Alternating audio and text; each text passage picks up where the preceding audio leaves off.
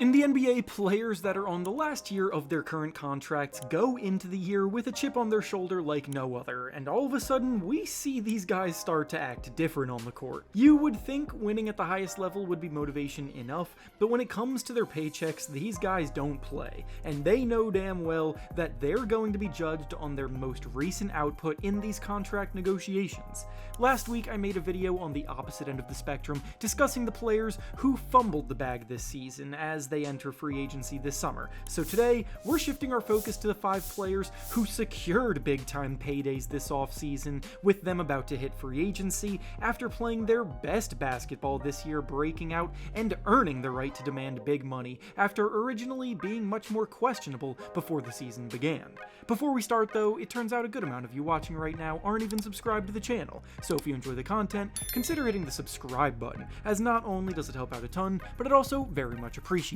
Now with that being said, let's begin.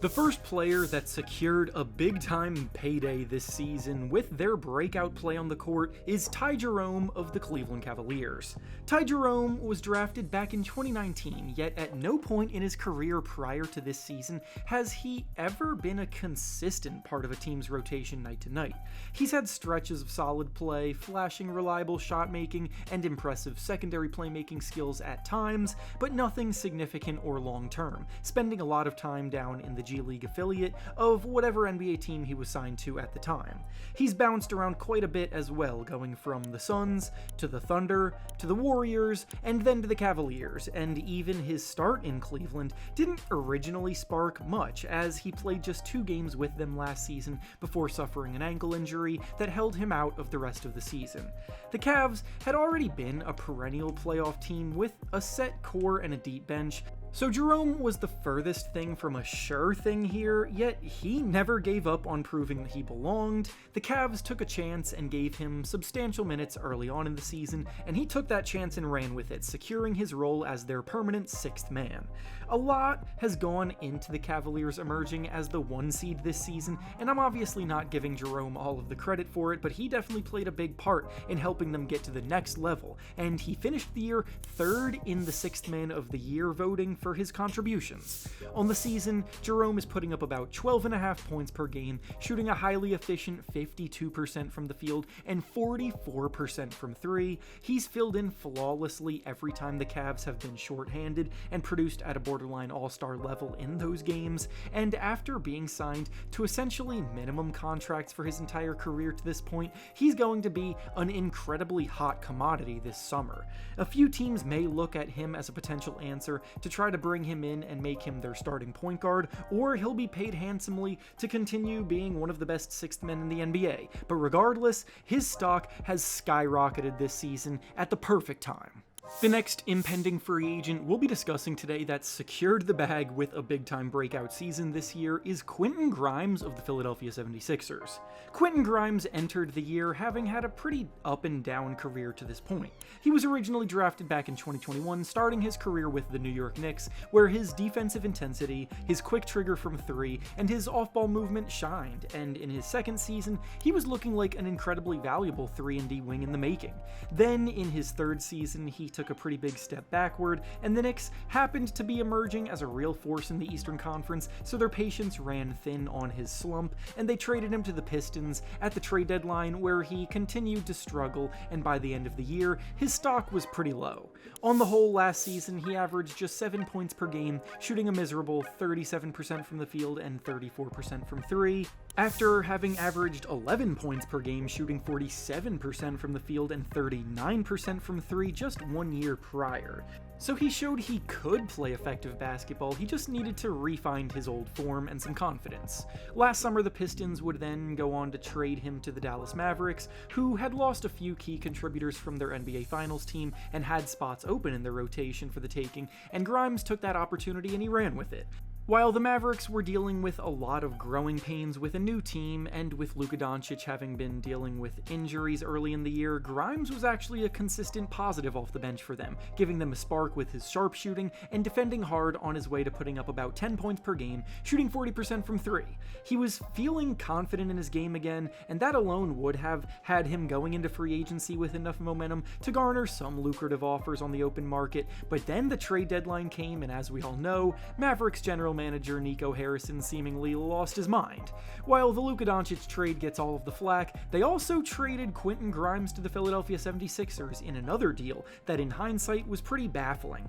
In Philadelphia, their star players were all injury-ridden, and the team was opting to tank to try to preserve their draft pick, so Grimes came into a situation where he had a green light on offense to showcase everything he's got in his bag, and he genuinely produced like one of the best players in the entire NBA in the final month and a half of play. From the beginning of March to the end of the regular season, Grimes averaged about 25 points and 5 assists per game, with a 44-point game and a 46-point game coming in that stretch. He maintained impressive efficiency even with an increased workload. He showcased a much improved ability to create for himself off the dribble, and now he's going into the summertime having shown he could play like a borderline star, so he went from possibly demanding role player money to demanding close to a max contract type money in the span of a few months.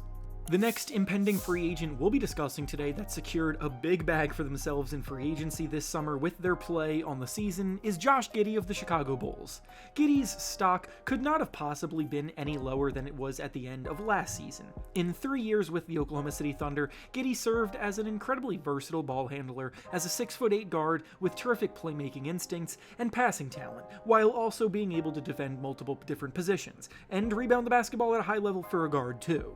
He stuffed the stat sheet as well, putting up anywhere from about 12 to 16 points, 6 to 8 rebounds, and 5 or 6 assists per game in that time, so there was definitely a reason to be intrigued with his talent, but his fit alongside Shai Gilgeous-Alexander was pretty questionable, and in the playoffs last season, he became an absolute liability because of his inability to be effective off the ball and the lack of confidence he has as a three-point shooter. The Thunder made the call to trade him to Chicago for Alex Caruso last summer, and now that trade is looking like a win for both sides because Giddey got to go to a Chicago team that had a major need for a playmaking ball handler, and with them trading away Zach LaVine at the trade deadline, his usage ramped up significantly over the last few months of the year. From the beginning of February to the end of the regular season, Josh Giddey averaged 20 points, 9.5 rebounds, and about 8 assists per game, playing like a walking triple-double threat, doing a bit of everything,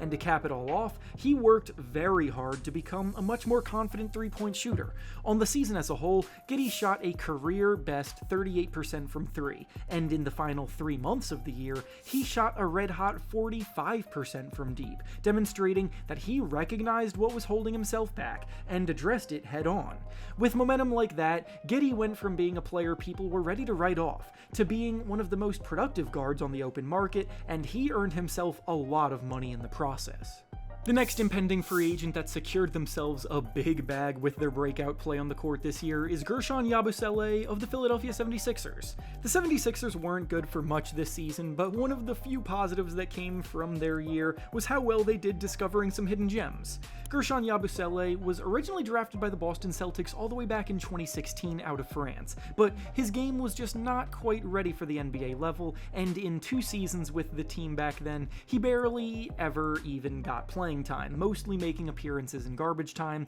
averaging just 2 points per game. After those 2 seasons, he was waived by the Celtics, and interest in him across the league was pretty minimal, so he went back overseas to continue his basketball career. He bounced around from China to France, and then to Real Madrid in Spain, where he really shined, and last summer's Olympic Games were his gateway back to the NBA. Playing for France, all eyes were supposed to be on Victor Wembanyama on that team, but oftentimes Yabusele was the one leading the way for them, and that led the 76ers to bring him in on a minimum contract for the season, basically as a flyer without much expectation. Yabusele's strong frame, explosive athleticism around the rim, and much improved three-point stroke earned him minutes almost immediately, and by January, he was the team's full-time starting power forward. After spending 5 years out of the NBA completely, looking like a total bust, his return has been more successful than anyone could have possibly imagined, and now he's one of the most sought-after two-way role players in this year's free agency class.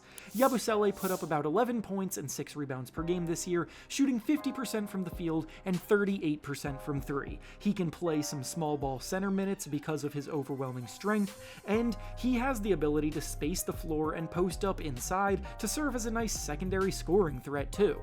And finally, the last player that secured the bag with a strong season this year is Santi Aldama of the Memphis Grizzlies. The Grizzlies are a very deep team, and when they do make headlines, it's typically Ja Morant being at the center of it, so it's easy for guys to fly under the radar in Memphis, and Aldama is the perfect example of a player who would be loved on any team that he plays for. His game isn't very flashy, he's not taking games over single-handedly, and he's not necessarily elite at any one thing, but he's very good across the board and can serve in a plethora of different roles. Through 4 seasons, Aldama has also drastically improved every year, barely playing as a rookie, earning more consistent minutes in year 2, scoring more in year 3, and now in his 4th season, he's greatly improved his efficiency and is posting career highs almost everywhere. He's one of the best bench players in the NBA, averaging about 12.5 points and 6 rebounds per game, and capably spacing the floor as a stretch 4, hitting 37% of his threes. He takes care of the ball, he doesn't try to do too much,